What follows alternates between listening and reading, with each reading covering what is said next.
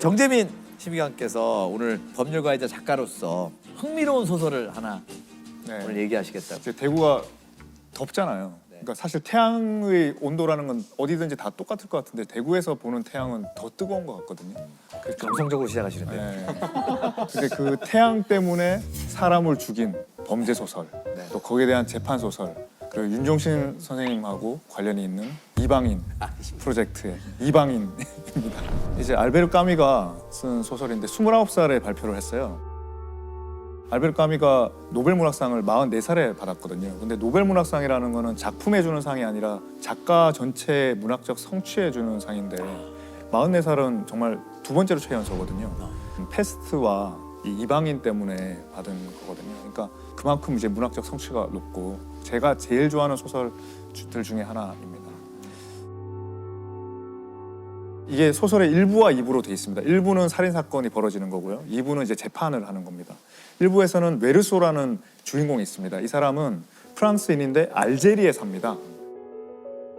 이 메르소가 어느 날 이제 어머니의 부고를 받습니다. 그래서 어머니의 부고를 참석하고 그 다음 날 여자친구를 만나서 수영도 하고 또 영화도 보고 또 뭐 잠자리도 하고 집에 왔는데 같은 아파트에 레이몽이라는 불량배가 삽니다. 그 직업이 포주기도 하고요.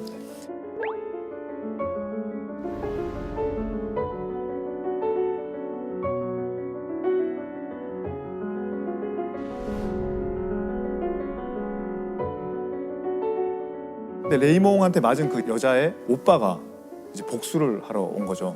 사실 이 레이몽이 권총으로 그 사람을 쏘려고 그랬는데 그러다간 큰 사고가 나겠다 싶어가지고 메르소가 총을 내놔, 내가 갖고 있을게 했죠. 아랍계 그 친구가 너를 공격할 때 내가 쏠게 하면서 자기가 딱 들고 있어요. 들고 있다가 다시 그 오빠가 칼을 꺼내 든 거예요. 찌르려고 한 건 아닌데 한 10m 정도 떨어져서 칼을 딱 들고 있어요. 근데 그 칼날에 태양빛이 반사돼서 이마를 찌르고 눈을 파버릴 것 같다는 그런 생각이 듭니다.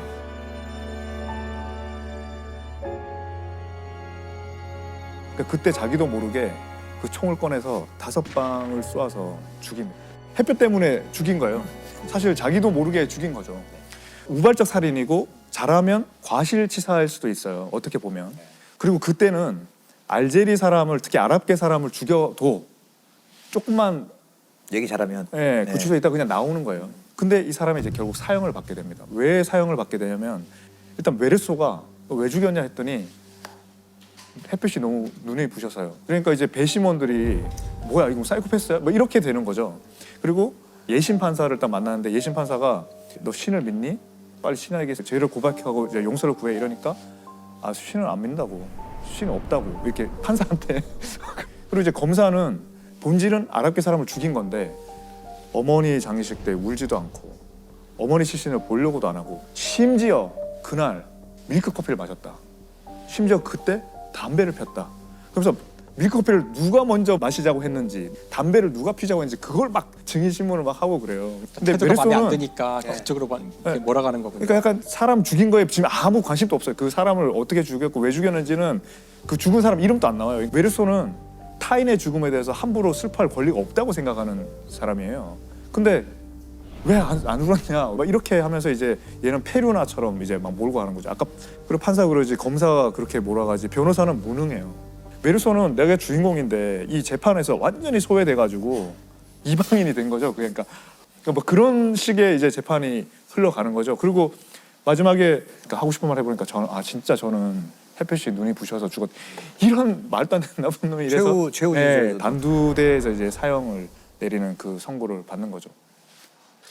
분명히 봤다고 생각했는데 안 봤네요 저는. 왜 하나도 기억이 안 나지? 근데 20대 때 쓸 수 있는 내용 같기도 해요. 모든 인습을 다 비트는. 그 마틴 스콜세지가 택시 드라이버 맞는 때가 30대 중반? 네. 그 악의가 하나도 없는데 상식인들은 악인이라고 부르기 딱 좋은 사람이잖아요. 그렇죠. 그러니까 우리는 다 이렇게 이해받지 못하는 그 구조 속에서 각각이 조난당한 사람처럼 떠 있는 거죠. 이방인으로 살아가는 거죠. 알쓸 범잡에서 이방인을 소개하시려는 이유는 어떤 이유로 해서 얘기를 하고 하고 싶어요. 일단 범죄 소설이고요. 네. 근데 이제 이게 이 소설이 굉장히 특별한 점인데 기존의 이제 그 소설들은 주인공이 범죄를 저지르면 소설 전체를 통해서 왜 주인공이 그 범죄를 저질렀는지를 설득해요. 그래서 독자들에게 공감을 불러일으키고 범죄를 저질렀지만 연민을 느끼게 만들거든요. 근데 이 메르소라는 인물은 자꾸 독자들을 공감하지 못하게 해요. 살인이라는 범죄를 저질렀는데 왜냐하면 햇볕이 눈이 부셔서 죽인 거예요. 그 진짜로 그런 거죠. 그리고 엄마가 돌아가셨는데 가서 그 다음날 여자친구 슬퍼하지도 그다음에, 않고 네. 예, 눈물도 안 흘리고 그 다음날 여자친구를 만나서 또 코미디 영화를 봐요. 약간씩 어긋나는 거죠. 예. 이제 이 소설의 이 주인공을 어떤 사람들은 이제 사이코패스라고도 하고 소시오패스라고도 하거든요. 사회적으로 이제 잘 안 맞으니까. 근데 저는 꼭 그렇지는 않은 것 같아요. 왜냐하면은 이 사람이 굉장히 무심한 사람은 맞아요. 굉장히 무심해요. 남한테. 감정에 동의- 예.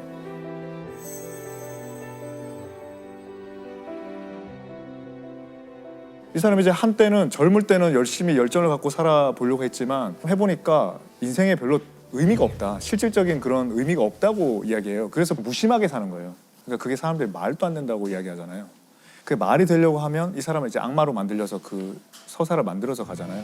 그런데 다른 사람을 조정한다거나 자기의 목적이나 그걸 위해서 거짓말을 막 한다거나 이건 오히려 거짓말을 너무 안 해서 이제 문제인 거죠. 그럼에도 불구하고 재판은 이제 사이코패스로 판명이 난 거죠. 결국은 살인 때문에 사형하는 걸로 명목은 돼 있지만 사실은 온통 어머님 죽은 그렇죠, 날 그렇죠. 행동부터 시작해서 미운 털이 더 컸다라는 거죠. 그래서 우발적 살인인데 사실 계획범이라고 잔인하게 그 사이코패스 범죄라고 해서 단두대에 처형하는 거거든요. 일부에서 있었던 모든 그 사소한 본질이 아닌 메르소 행위에 대해서 2부에서는 재판을 통해서 재판이라는 틀이 이제 우리 사회의 시선이잖아요. 어떻게 죽였는지는 그냥 묻지도 않고 묻히고. 계속 행위를 분석하고 의미를 분석해서 단죄하잖아요. 사람이 어떤 사람인지를 딱 규정한 다음에 행위를 평가하잖아요. 원래 사실은 재판이라는 거는 그 행위를 평가하는 거거든요. 사람을 평가하는 게 아니라 행위를 평가하면서 그 사람이 살아온 거는 약간 이제 참작하는 건데 판사나 이렇게 법률가로 살면서 이 소설이 정말 야 대단하다 싶은 것이 부조리를 이야기하거든요. 까미가 부조리의 철학자잖아요. 그러니까 이 소설에 나오는 어떤 이 우스꽝스러운 모습들이 근데 그런 이슈가 그렇게 본질이 벗어나 있는 이슈가 너무 많잖아요. 그러니까 지금 사실 최근에 이슈가 된 구미 그 사건도 아동 학대가 굉장히 본질적인 거잖아요. 아동을 학대한 초점은 사실 좀 딴 데로 가서 그 어머니가 누구며 왜 애가 그런 걸로 그게 굉장히 이제 파급력을 얻고 최종 판단에 영향을 미치고 그래서 뭐 이제 여전히 살아있는 그런 소설이라 생각합니다. 예. 이 사람 얘기만 쭉 보면 이럴 수 있잖아요. 그럴 수 있죠. 예. 예. 근데 그럴 수 없는 사람으로 만들어 버리는 게 저는 상식이 움직이는 폭력인 것 같아요. 저는 항상 그 살아가면서 제가 가사쓰거나 갈 때 좀 상식하고 가끔 대립하고 싶을 때가 있거든. 제가 다수가 생각하는 심지어 옳다라고 믿는 것들이 저거 다수의 생각은 맞는데 굳이 옳지는 않는데 그러니까 되게 많거든요. 조금 다른 얘기일 수도 있는데 캐릭터를 만들 때도 우리가 생각하는 전형적인 캐릭터들을 생각을 하잖아요. 얘는 그래서 성격이 이럴 거야. 그럼 외모는 대충 이렇겠지. 근데 사실 진짜 리얼한 캐릭터는 거기서 반드시 벗어나거든요. 저는 살아있는 캐릭터죠. 살아가면서 내가 상식이라고 생각했던 게 10가지였다면 상식은 거의 없고 다 각자의 생각이지 않을까? 정말 살인하지 말라 하는 아주 포괄적인 법률 말고는 상식이라고 우길 수 있는 건 아무도 없을 그러니까 것 같아요. 점점 더 뭐 그럴 수 있지. 자꾸 이런 얘기 자주 하게 돼요. 네. 그래서 저는 양희은 그럴 수도 누님이 있지. 항상 그럴 수 있어. 그럴 수 있어가 그 누님이 잘 많이 하는 얘기거든요. 근데 최근에 책을 내셨는데 그러라 그래요, 제목이. 제목이 그러라 그래요. 아, 이게 다음 단계군요. 그래서 와, 이게 까미도 이 책을 그러라 까운 그래라고 거예요. 했으면 그러니까 이게 저는 그 누님한테 엄청난 교훈을 받았거든요. 그래서 저는 이 메르소를 보면서 굉장히 개인적인 관점으로 봤습니다. 이 메르소라는 사람을. 근데 사실은 사이코패스라는 단어 자체가 저한테 엄청난 스트레스거든요. 그러니까 매일 저희가 물어봐요. 질문 안 했어요. 그래서. 그러니까 김태현 뭐 사이코패스야? 근데 그렇게 물어볼 때 사실 원하는 답이 있어요. 제가 이 사람이 사이코패스 아니야라고 말하면 화를 내요. 그러니까 이 사람이 사이코패스가 아니면 그럼 뭐가 사이코패스인데라고. 그러니까 이미 사람들 머릿속에 있는 사이코패스는 정형화돼 있죠. 잔인 네. 극악무도한 사람. 네. 저 인물을 사이코패스냐 아니냐로 논한다는 것 자체가 이 까미의 어떤 의도나 이런 걸 전혀 이해를 못하는 게 아닌가. 맞습니다. 아 오늘 정재민 시민관님의 또 가장 또 좋아하는 소설을 가지고 나오셔서 다양성에 대한 얘기도 좀 해보고 저도 속마음을 이런 얘기 카메라 앞에서 한 번도 안 했던 얘기인데 저는 약간 그런 식의 좀 삐딱함이 있거든요. 저 53살이나 먹었는데도. 그럴 수 있죠. 예, 그러니까요. 예, 왜냐면 시민관님이 왜 판사복을 벗으시고 이런 일이 되게 많습니다. 혼자 고민하고 하니까 되게 힘들었는데 고민을 뭐 많이 너무 힘들어서 제가 그만두지 않았습니까? 근데 지금 법을 만드니까 되게 좀 재밌고 좋아요. 첫날 그 얘기를 하셨잖아요. 판사 할 때 되게 힘드셨다고. 조금 이해할 수 있는 얘기들이 충분히. 근데 오늘 보니까 주식 때문인 거잖아요. 오늘 기억나는 건 그거밖에 없어요. 자 오늘 저희가 대구에 와서 이런저런 얘기 또 많이 나눠봤습니다. 오늘도 또 아주 깊숙이 심각한 생각에 빠졌다가 또 웃어보기도 하고 여러 가지 또 이야기를 많이 나눈 대구에서의 또 하루가 아니었나 생각이 듭니다. 자 다음 알쓸범잡 또 어느 도시에서 만날지. 자, 감사합니다. 감사합니다. 아유 고생하셨습니다. 고맙습니다.